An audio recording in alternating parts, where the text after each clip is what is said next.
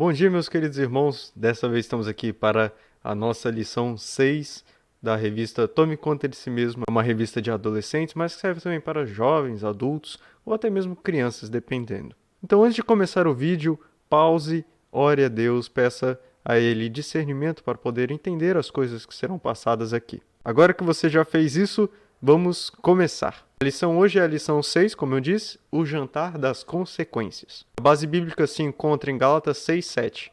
Não se deixe enganar, de Deus não se zomba, pois o que o homem semear, isso também colherá. Mais dia, menos dia, todos nós sentaremos para saborear o jantar das consequências.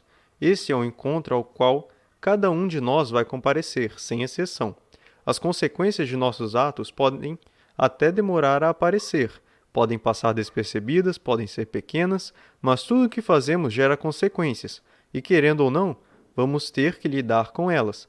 Em Gálatas 6:7, Paulo diz que aquilo que o homem semear, isso também ceifará, ou colherá, né? É a lei da semeadura, colhemos o que plantamos. Nossas ações sempre geram consequências, por isso precisamos pensar muito bem antes de agir. Salienta-se que consequências não necessariamente são algo ruim. Consequência vem algo de sequência, né? Tipo, você fez um ato e aquele ato seu vai gerar um impacto futuro, seja ela boa ou ruim. Mas quando a gente pensa em consequência, a gente já tem um preconceito na mente de falar que é algo ruim. Mas não, geralmente a gente associa isso, mas também serve para coisas boas. Consequências boas ou ruins. É o tópico 1. Existe um personagem das HQs chamado The Flash, que por ser o homem mais rápido do mundo consegue voltar no tempo. Cada vez que ele volta e muda um pequeno detalhe ou toma uma decisão diferente do que tinha tomado antes, a realidade atual muda completamente. Mesmo quando ele quer fazer o bem, como salvar a vida de uma pessoa, as consequências são sempre desastrosas. As viagens no tempo de The Flash ilustram bem a importância de pensar nas consequências do que fazemos. Sejam boas ou ruins, elas sempre vão existir. A Bíblia nos traz vários exemplos de pessoas que tiveram que lidar com as consequências de seus atos. Vamos ver? Tópico 1.1 Consequências ruins. Primeiro exemplo, Adão e Eva. Quando lemos Gênesis 3, de 1 a 7, encontramos a história da queda, quando Adão e Eva optaram por ouvir a voz da serpente, em vez de obedecer a Deus. A partir do versículo 8, vemos uma lista das consequências daquela decisão. É uma lista grande, pesada e triste, em que a principal consequência foi a morte, não só deles, mas de toda a humanidade. Leremos as passagens. Gênesis 3, de 1 a 7 diz assim: Ora, a serpente era o mais astuto de todos os animais selvagens que o Senhor Deus tinha feito. E ela perguntou à mulher: Foi isto mesmo que Deus disse? Não comam de nenhum fruto das árvores do jardim? Respondeu a mulher à serpente: Podemos comer do fruto das árvores do jardim. Mas Deus disse: Não comam do fruto da árvore que está no meio do jardim, nem toquem nele, do contrário, vocês morrerão. Disse a serpente à mulher: Certamente não morrerão. Deus sabe que no dia em que dele comerem, seus olhos se abrirão, e vocês serão como Deus, conhecedores do bem e do mal. Quando a mulher viu que a árvore parecia agradável ao paladar, era atraente aos olhos e, além disso, desejável, para dela se obter discernimento, tomou do seu fruto, comeu-o e deu a seu marido, que comeu também. Os olhos dos dois se abriram e perceberam que estavam nus. Então juntaram folhas de figueira para cobrir-se. O 22, que também é uma das passagens citadas, diz assim: Então disse o Senhor Deus: Agora o homem se tornou como um de nós, conhecendo o bem e o mal. Não se deve, pois, permitir que ele também tome do fruto da árvore da vida e o coma, e viva para sempre. Romanos 5:12 Portanto, da mesma forma como o pecado entrou no mundo por um homem, e pelo pecado a morte, assim também a morte veio a todos os homens, porque todos pecaram. Então aqui podemos ver que a consequência de Adão e Eva foi ter ouvido a voz de outra pessoa sem ser a voz de Deus, porque eles deram ouvido à serpente. Então, a consequência do ato de ter ouvido a serpente foi conhecer o bem e o mal e, assim, ainda numa consequência, a morte. A principal coisa foi a morte. E não só deles, como aqui em Romanos está dizendo que a morte veio para todos, porque todos nós pecamos. Outro exemplo, Acã. Josué 7 narra a história da desobediência de Acã. Ele tomou para si despojos da guerra, o que Deus havia proibido, e com isso levou Israel a perder uma guerra. A consequência da desobediência de Acã foi a própria morte e dos familiares. Então leremos as passagens.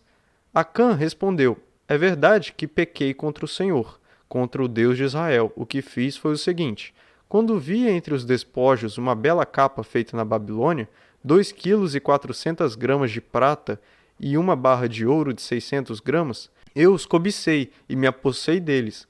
Estão escondidos no chão da minha tenda, com a prata por baixo. Deus tinha sido muito específico: não peguem nada. E pegou. O Senhor disse a Josué: levante-se, por que você está aí prostrado? Israel pecou, violaram a aliança que eu lhes ordenei. Eles se apossaram de coisas consagradas, roubaram-nas, esconderam-nas e as colocaram juntos de seus bens. Por isso, os israelitas não conseguem resistir aos inimigos. Fogem deles, porque se tornaram merecedores da sua destruição. Não estarei mais com vocês, se não destruírem do meio de vocês o que foi consagrado à destruição. Então Deus falou a Josué para ele se livrar do que havia sido pego. Eles já tinham errado de pegar os espojos da guerra, roubarem, né, do povo inimigo. Era só para ir lá. Mas eles pegaram as coisas, desobedeceram a Deus, e aí Deus falou: olha, vocês vão sofrer aí, mas vocês têm uma condição, que é se livrar do que foi pego. Deus forneceu um escape, mas a consequência anterior já havia sido feita. E disse Josué: por que você nos causou esta desgraça? Isso aqui falando a Acã. Hoje o Senhor lhe causará desgraça.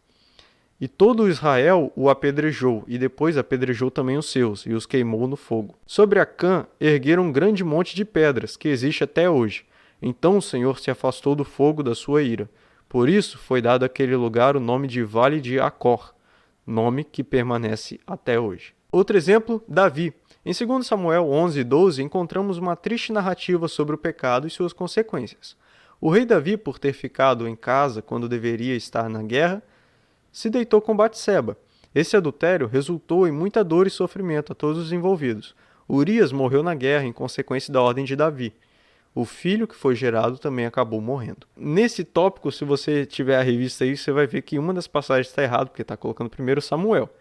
Então, acontece. Sempre leia as passagens para você ter certeza, porque são números, né? O autor pode muito bem se confundir na hora de digitar alguma coisa. Então, sempre é importante você meditar na Bíblia e não usar somente a revista. Por isso que eu coloco sempre todas as passagens aqui. 2 Samuel 11, de 1 a 5. Na primavera, época em que os reis saíam para a guerra, Davi enviou para a batalha Joabe com seus oficiais e todo o exército de Israel. E eles derrotaram os amonitas e cercaram Rabá. Mas Davi permaneceu em Jerusalém. Uma tarde, Davi levantou-se da cama e foi passear pelo terraço do palácio. Do terraço viu uma mulher muito bonita, tomando banho, e mandou alguém procurar saber quem era ela. Disseram-lhe: é Batseba, filha de Eliã, e mulher de Urias, o hitita. Davi mandou que a trouxessem e se deitou com ela, que havia acabado de se purificar da impureza da sua menstruação. Depois voltou para casa. A mulher engravidou e mandou um recado a Davi, dizendo que estava grávida. Aqui é aquela parte que falava que a mulher engravidou e tal. Vai conferindo com o que a gente já leu, hein? Outra passagem. De manhã, Davi enviou uma carta a Joabe por meio de Urias. Nela escreveu: põe Urias na linha de frente e deixe-o onde o combate estiver mais violento, para que seja ferido e morra.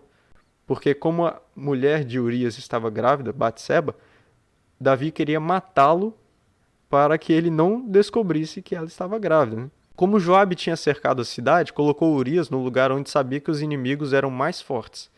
Quando os homens da cidade saíram e lutaram contra Joabe, alguns dos oficiais da guarda de Davi morreram, e morreu também Urias, o hitita. Outra passagem ainda. Depois que Natã foi para casa, o Senhor fez adoecer o filho que a mulher de Urias dera a Davi. E Davi implorou a Deus em favor da criança. Ele jejuou e, entrando em casa, passou a noite deitado no chão. Os oficiais do palácio tentaram fazê-lo levantar-se do chão, mas ele não quis e recusou comer. 7 dias depois, a criança morreu. Os conselheiros de Davi estavam com medo de dizer-lhe que a criança estava morta e comentavam: enquanto a criança ainda estava viva, falamos com ele e ele não quis escutar-nos. Como vamos dizer-lhe que a criança morreu? Ele poderá cometer alguma loucura. Davi, percebendo que seus conselheiros cochichavam entre si, compreendeu que a criança estava morta e perguntou: A criança morreu? Sim, morreu, responderam eles. Então a consequência aqui para Davi de ter adulterado com Batseba foi a morte do menino. Outra passagem, muito bem conhecida, Jonas. No livro de Jonas, temos mais um exemplo do que a desobediência pode acarretar. Deus mandou Jonas pregar em Nínive, e ao tentar fugir, quase causou a morte de todos os que estavam com ele no barco. Foi jogado ao mar e passou 3 dias na barriga de um grande peixe. A ideia de fugir não deu certo. Leremos a passagem. A palavra do Senhor veio a Jonas, filho de Amitai, com esta ordem: vá depressa à grande cidade de Nínive e pregue contra ela, porque a sua maldade subiu até a minha presença. Mas Jonas fugiu da presença do Senhor, dirigindo-se para Tarsis. Desceu à cidade de Jope, onde encontrou um navio que se destinava àquele porto. Depois de pagar a passagem, embarcou para Tarsis, para fugir do Senhor. O Senhor, porém, fez soprar um forte vento sobre o mar, e caiu uma tempestade tão violenta que o barco ameaçava arrebentar-se. Todos os marinheiros ficaram com medo, e cada um clamava ao seu próprio Deus. E atiraram as cargas ao mar, para tornar mais leve o navio. Enquanto isso, Jonas, que tinha descido para o porão e se deitado, dormia profundamente. Já aqui, neste parágrafo, neste exemplo de Jonas, o autor da revista apontou, o que aconteceu em resumo, mas não comentou que Jonas havia sido jogado ao mar e passado o tempo na barriga de um grande peixe. Mas vocês conhecem a história e vão conferir aí na Bíblia. Tópico 1.2. Consequências boas. Noé. Por causa da decisão de Noé de obedecer a Deus e construir a arca, mesmo sem nunca ter visto chuva e nunca ter construído um barco antes, toda a raça humana foi salva da extinção, além de várias espécies de animais.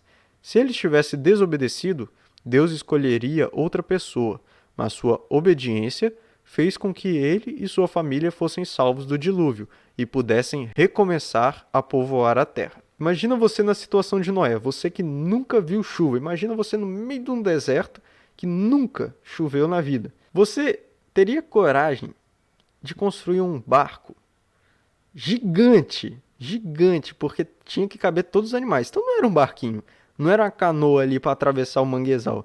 Era um barco gigante, cara. E tem todos os comprimentos certinhos na Bíblia de como Noé deveria construir. E ele construiu exatamente do jeito que Deus mandou. Uma obediência fantástica de Noé. As passagens, e Noé fez tudo como o Senhor lhe tinha ordenado. Que aqui está falando da parte da obediência de Noé. E a parte de recomeçar a repovoar a terra, que é Gênesis 9:1. Deus abençoou Noé e seus filhos, dizendo-lhes: sejam férteis, multipliquem-se e encham a terra. Outro exemplo, Esther. O livro de Esther conta a belíssima história de coragem de uma mulher que se deixou usar por Deus para proteger seu povo. Por causa de uma armação de Amã, todos os judeus corriam perigo de morte, e Esther, mesmo sabendo que não poderia entrar na presença do rei sem ser chamada, se dispôs e intercedeu por seu povo. A atitude dela resultou em justiça. O povo foi poupado e o conspirador morto. Leremos as passagens. Então a rainha Esther respondeu: se posso contar com o favor do rei, e se isto lhe agrada, poupe a minha vida e a vida do meu povo. Este é o meu pedido e o meu desejo. Pois eu e meu povo fomos vendidos para destruição, morte e aniquilação. Se apenas tivéssemos sido vendidos como escravos e escravas, eu teria ficado em silêncio, porque nenhuma aflição como essa justificaria perturbar o rei. O rei Xerxes perguntou à rainha Esther: quem se atreveu a uma coisa dessas? Onde está ele? Respondeu Esther: o adversário e inimigo é Amã, esse perverso. Diante disso, Amã ficou apavorado na presença do rei e da rainha. Amã era, a pessoa que o rei confiava. E tentou enganar o rei, fazendo matar todo o povo judeu. Todos os oficiais do rei e o povo das províncias do império sabem que existe somente uma lei para qualquer homem ou mulher que se aproxime do rei no pátio interno sem por ele ser chamado. Será morto, a não ser que o rei estenda o cetro de ouro para a pessoa e lhe poupe a vida. E não sou chamada à presença do rei há mais de 30 dias. Aqui está explicando um pouco que quem entrasse na presença do rei era morto, se o rei não poupasse a vida dele. O rei tinha que chamar a pessoa para que ela pudesse entrar. E Esther entrou sem ser chamada. Então ela correu um grande risco de morrer, mas ela teve coragem. Esther 5, de 1 a 2, que é a passagem que fala que Esther intercedeu pelo povo. 3 dias depois, Esther vestiu seus trajes de rainha e colocou-se no pátio interno do palácio, em frente ao salão do rei. O rei estava no trono, de frente para a entrada. Quando viu a rainha Esther ali no pátio, teve misericórdia dela e estendeu-lhe o cetro de ouro que tinha na mão. Esther aproximou-se e tocou a ponta do cetro. Então, como eu havia dito, quem entrasse lá, o rei precisava poupar para não ser morto. E ele poupou a vida de Esther. E o povo foi poupado, assim como está escrito em Esther 9,16. Enquanto isso, ajuntou-se também o restante dos judeus, que viviam nas províncias do império, para se protegerem e se livrarem dos seus inimigos. Eles mataram 75 mil deles, mas não se apossaram de seus bens. E aqui fala que Amã foi morto. E um deles, chamado Arbona, que estava a serviço do rei, disse: há uma forca de mais de 20 metros de altura junto à casa de Amã, que ele fez para Mardoqueu, que intercedeu pela vida do rei. Então o rei ordenou: enforquem-no nela. Assim Amã morreu na forca que tinha preparado para Mardoqueu, e a ira do rei se acalmou. Outro exemplo, o menino da multiplicação. Um dos milagres mais conhecidos de Jesus aconteceu quando um rapaz se dispôs a abrir mão de tudo o que tinha naquele momento. Jesus não fez aparecer pães e peixes, mas multiplicou o lanche que o rapaz ofereceu. Ele não sabia o que ia acontecer, mas entregou mesmo assim e colheu uma consequência maravilhosa. Participou de um milagre. A passagem: algum tempo depois, Jesus partiu para outra margem do mar da Galileia, ou seja, do mar de Tiberíades, e grande multidão continuava a segui-lo, porque vira os sinais miraculosos que ele tinha realizado nos doentes. Então Jesus subiu ao monte e sentou-se com os seus discípulos. Estava próxima a festa judaica da Páscoa. Levantando os olhos e vendo uma grande multidão que se aproximava, Jesus disse a Filipe: onde compraremos pão para esse povo comer? Fez uma pergunta apenas para pô-lo à prova, pois já tinha em mente o que ia fazer. Filipe lhe respondeu: 200 denários não comprariam pão suficiente para que cada um recebesse um pedaço. Outro discípulo, André, irmão de Simão Pedro, tomou a palavra. Aqui está um rapaz com 5 pães de cevada e 2 peixinhos. Mas o que é isto para tanta gente? Disse Jesus: mandem o povo assentar-se. Havia muita grama naquele lugar, e todos se assentaram. Eram cerca de 5.000 homens. Aqui só está contado homens, haviam ainda mulheres e crianças. Então Jesus tomou os pães, deu graças e os repartiu entre os que estavam assentados, tanto quanto queriam, e fez o mesmo com os peixes. Depois que todos receberam o suficiente para comer, disse aos seus discípulos: ajuntem os pedaços que sobraram, que nada seja desperdiçado. Então eles os ajuntaram e encheram 12 cestos com os pedaços dos 5 pães de cevada deixados por aqueles que tinham comido.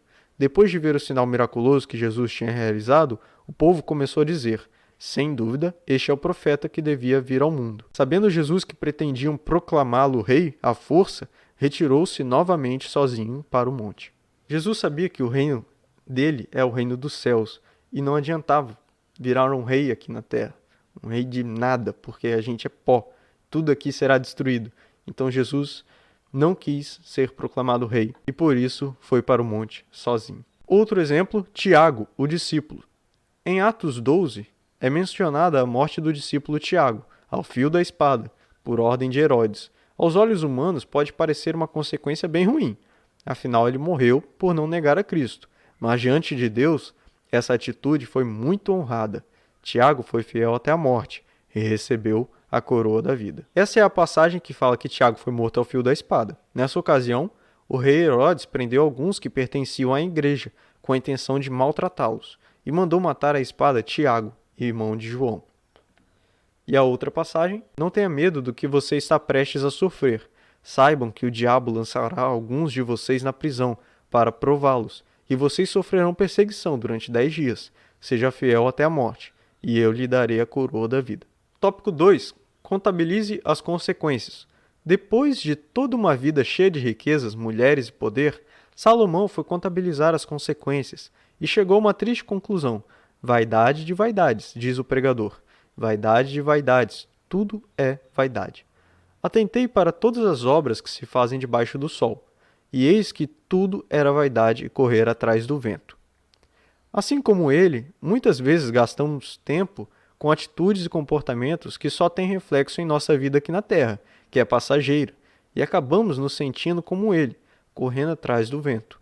Se queremos ter uma vida que faça sentido, que não seja correr atrás do vento, precisamos investir no que traz consequências eternas. Precisamos, com nossa mente submissa a Cristo, pensar nas consequências das nossas atitudes, palavras e escolhas. Ao final do livro, Salomão chega à seguinte conclusão: de tudo o que se tem ouvido, a suma é: teme a Deus e guarda os seus mandamentos, porque isto é o dever de todo homem. Somente obedecendo à vontade de Deus com a ajuda do Espírito Santo, conseguiremos um resultado positivo ao contabilizar as consequências. Pensando mega, colhemos o que plantamos. O que você tem plantado? Na conta das consequências, seu resultado está positivo ou negativo? Essa é uma frase para pensar. Toda lição tem uma frase dessa e sempre é bom você pausar o vídeo, pensar um pouquinho e aí você continua depois. Mega decisão. Mais dia, menos dia, todos nos sentaremos para saborear o jantar das consequências, que foi a frase usada também na introdução da lição. Elas existem e estão à nossa espera, após cada atitude ou decisão. Mais importante que qualquer consequência boa que esperamos ter por nossos atos aqui na Terra, devemos buscar fazer o que trará boas consequências na eternidade. A vida eterna ao lado de Deus é consequência de uma vida entregue ao senhorio de Cristo. Entregue seu coração ao Senhor e viva cada dia para a glória dele. Essa é a melhor decisão com a melhor consequência. Mega desafio. Escolha 2 situações com consequências boas e ruins.